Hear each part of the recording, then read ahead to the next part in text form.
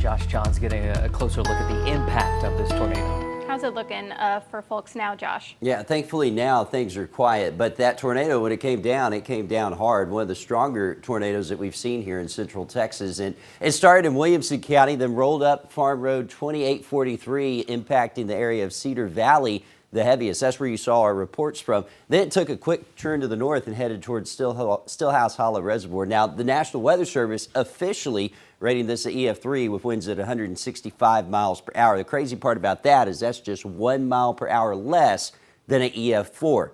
But then in comparison, Gerald was an EF5. So this was a little bit weaker than Gerald, but still, you get up above that EF3 level and you're barely splitting hairs there as far as the strength of it. It was on the ground for 16.5 miles and close to a half mile wide in spots. Now, how does this rack up with tornadoes that have hit Bell County? Well, the last significant EF2 plus tornado happened in 1997. That's when the Lake Belton F3 happened in the Gerald F5. Strongest tornado Bell County's ever seen, looking back at the records, F4 back in 1892.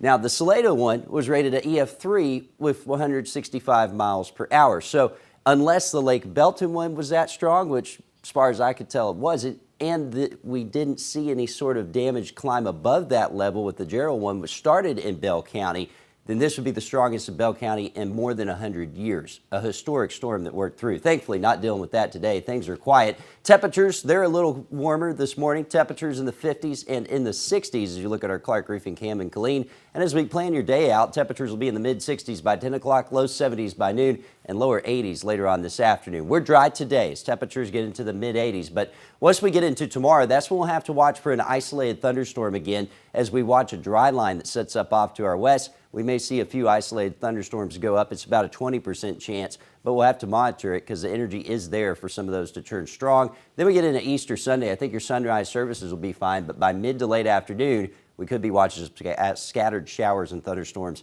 as well. 84 today, 86 tomorrow, and 80 coming up on Sunday. We could stay unsettled next week with multiple rain chances.